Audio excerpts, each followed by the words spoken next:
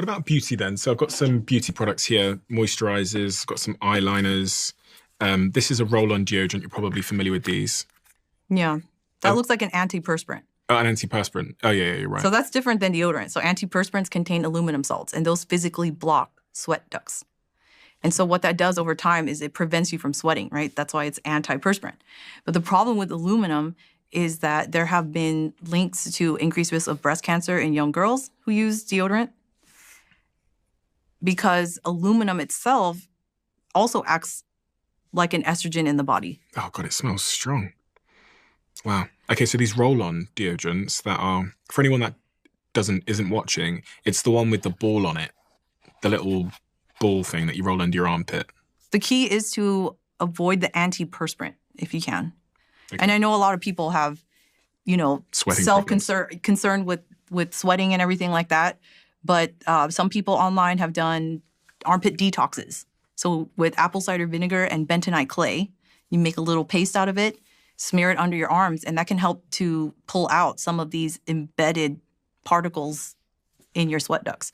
What is the most compelling study that you heard about as it relates to, because I am always, from doing this podcast and reading about this subject matter, I am increasingly concerned about, putting things under my armpit for a number of reasons. It's really hot under there, but then it just feels, I don't know, it does. Then I read there's stats around breast cancer and I thought, gosh, it's probably not a good idea to be like lathering chemicals under my armpit. What is the most compelling study you read on this subject that made you think twice about antiperspirants? Yeah, it was the increased risk of breast cancer in young girls that are using these underarm antiperspirants. What about these other beauty products then? Throw that one away. Everyday beauty products. I don't even know what these products are. That looks like a foundation makeup that you would put all over your face. So you go like this? Yeah. Okay. Or a concealer or something like that to help even out your skin tone. Okay. Cover up spots. Right. Good. So that goes all over your face, right? So products that sit on your skin, those are known as leave-on products. Those comprise a higher risk than something you would rinse off like a soap or a body wash because it's sitting on your skin. So the contact time is longer. The longer something sits on your skin, the longer time it has to penetrate the skin and get absorbed into your bloodstream. Lipstick is also a high-risk product if you're using the wrong kind because it's going on your lips and you're having some ingestion. So don't use foundation? No, not necessarily. Find a safer foundation. So avoid the fragrance foundations. It smells good, this one. Yeah, so it's got fragrances in there, I'm sure.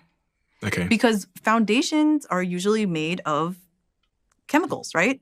Chemicals don't always smell good. So a lot of manufacturers put fragrance in there to mask the odor. Even like lip balm. I had this conversation with my girlfriend the other day and she was lathering on her lip balm and I was like, I don't know if that's good for you. And she was like, it just smells so good. And I was like, I don't know. Do you know what? I have this conspiracy theory about lip balm that I've never shared with anybody, which is my girlfriend applies lip balm all the time and her lips get dry often, whereas I don't apply lip balm ever. Only special occasions. No, I'm joking. I never apply it. And my lips don't seem to get dry unless I go on a plane or something. But I just wonder sometimes if these cosmetic products are fixing a problem that they're creating. Yeah, I would think so. Because if you never touched your face, what would your skin be like, right? Some people only use water on their face. And I have found personally, the more I mess with my face, the more products I use, the more I end up feeling like I need them because my skin is reacting differently. So I think it's creating an issue that wasn't there and then comes in and like, oh, this is the solution to that. It's brilliant if you think about it from a money-making perspective. But also, if I'm disrupting your hormones with all of these chemicals, then I'm more likely to be causing you to have skin flare-ups and skin issues and I'd probably even aging and wrinkles, which you're then going to need to use some of these cosmetic products to solve for.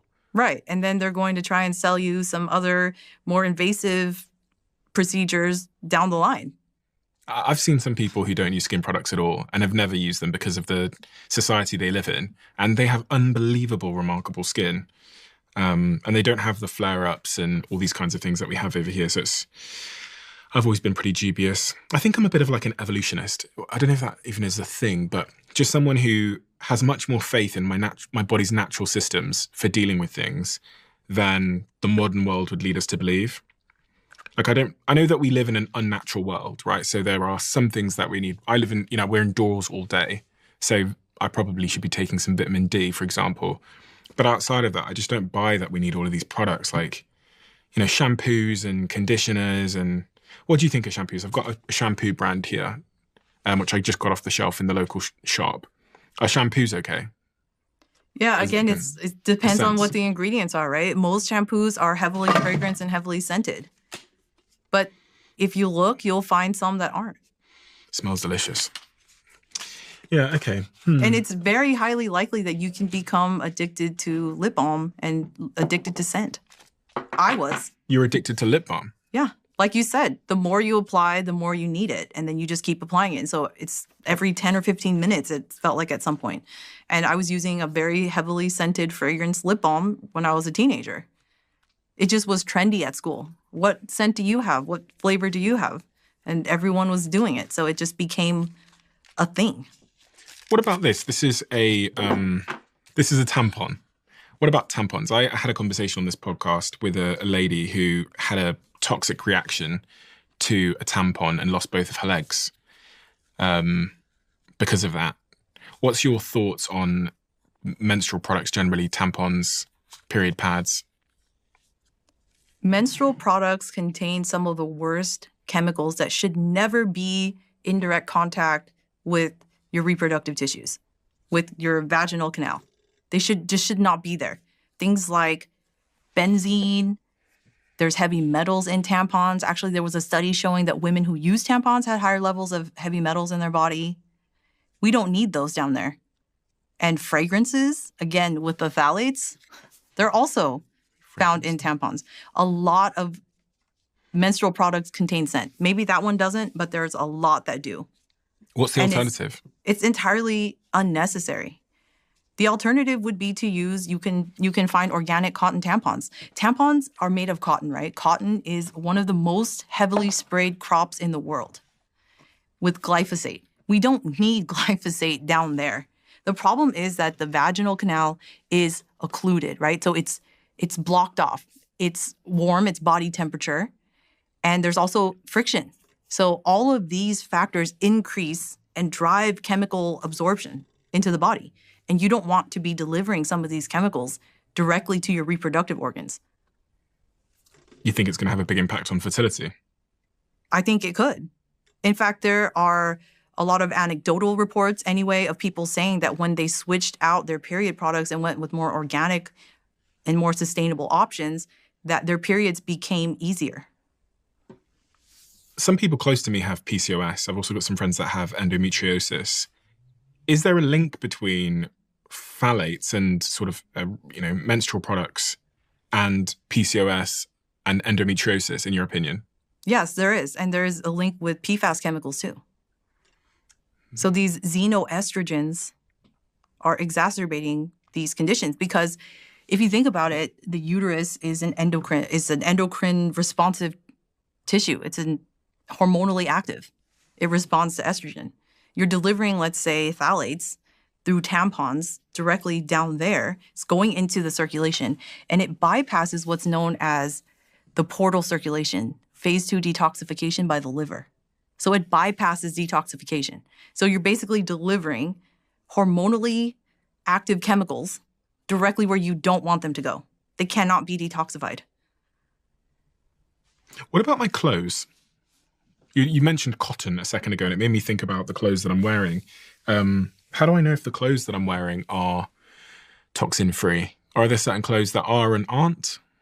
That's a really good question. Organic cotton is one way of knowing if your clothes contain pesticides and certain chemicals that are used in the farming of cotton.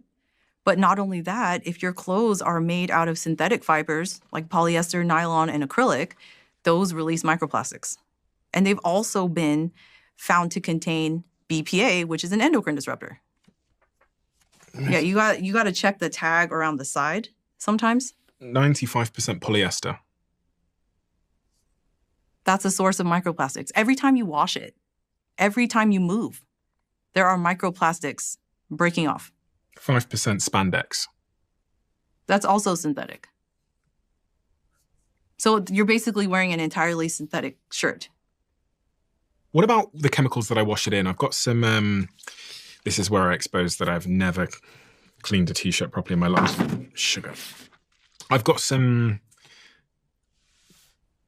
fabric cleaner thing here. I guess this is probably a source of toxins. I'm getting the hang of this now. Toxins in pretty much everything. You're right. You've called it out. You called it out exactly right. So fragrances. If I wash my clothes in this and then I put the clothes on, I'm exposing myself to toxins. Let me see. Right, because it's covering your entire body, right? Wherever you have the clothing touching your skin, there's some friction, there's movement, there's body heat, there's moisture. That's increasing chemical penetration and absorption into your bloodstream. So the solution there is, if you like scented laundry care products, is again to use essential oils. So instead of the dryer sheets that you get at the store, those actually just coat your clothing with some type of oily, waxy substance. That's what makes them feel soft. They're not actually softening your clothes. They coat your clothing. And so all of that is touching your skin, it's rubbing. How much of that's getting absorbed, right? So if you can instead look for wool dryer balls made out of wool, people put essential oils in there and let it run through their clothing.